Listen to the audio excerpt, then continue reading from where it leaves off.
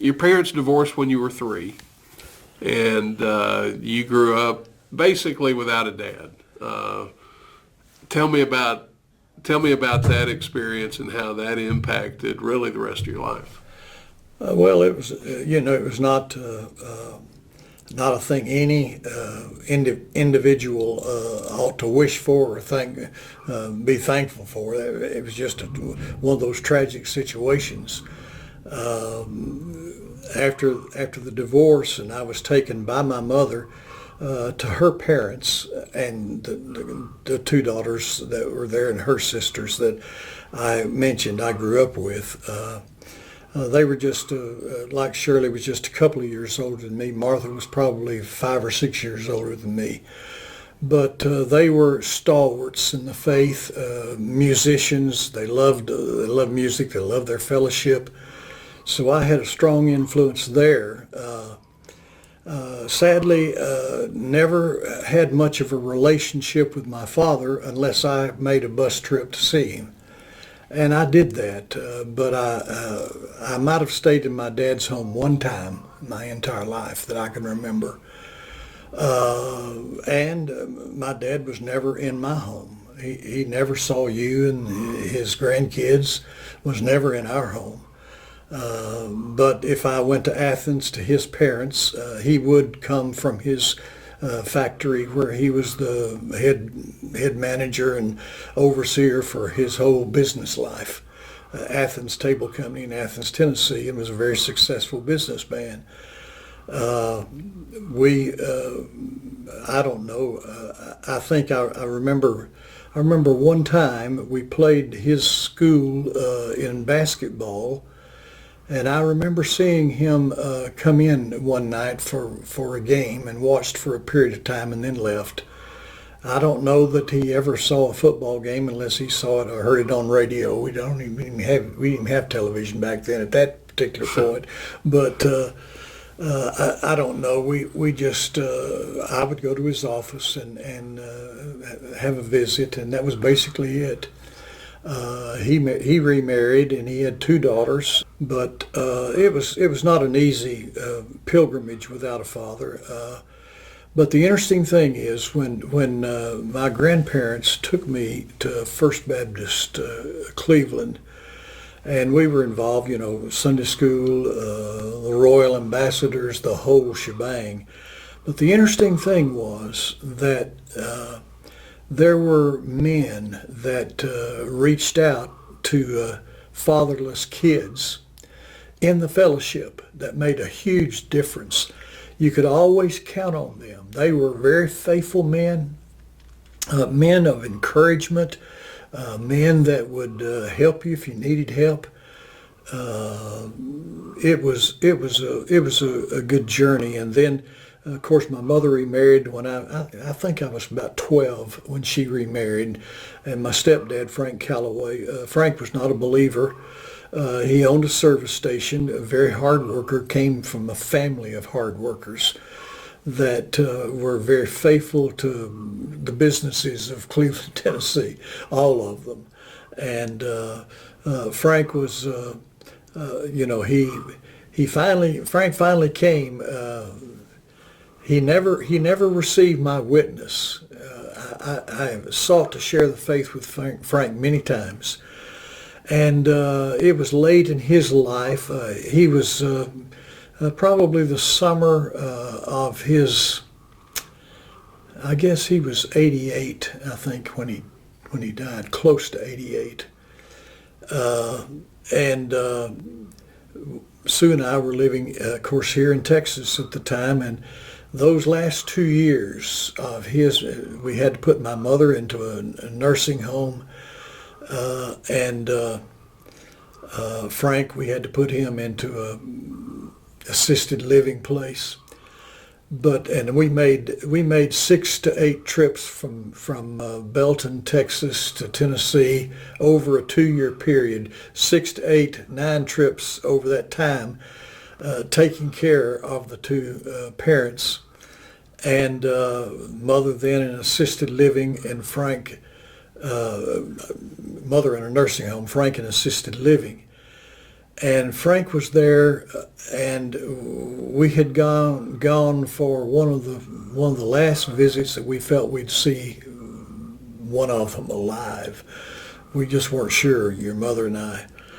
And we traveled back all those trips, and one of the last trips there, we were just about ready to leave after a good visit. And Frank just said, Farrell, he said, I know that your life, over the years, you sought to share the gospel. Would you tell me one more time the gospel? And I told him. And he said, well, what do I do to be born again?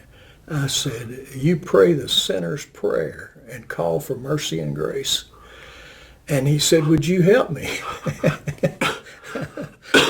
And I helped him, and bless his heart, he just broke and he just cried out to the Lord.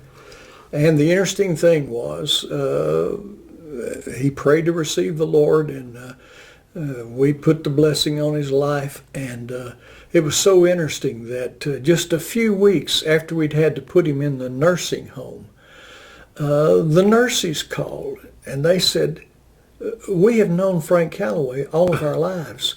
What in the world has gone on in his life? This is not the man that we knew. And I said, well, just a few weeks ago he prayed to receive the Lord. And they said, it's evident. His life has revealed Christ to others around him. And then just a short time after that, he died. You know, you look back on your family life, and I couldn't have been more blessed with what the positions that I was placed in without any vote in the matter at all from a 3-year-old child. But I couldn't have asked for a better family environment. And it was, about 8 or 9 years that I spent with my grandparents. Certainly, I've missed my dad. There's no doubt about that. And that's one of the hardest things you ever deal with, is just being fatherless. And bless old Frank's heart, he took me under his wings and put me to work at 13.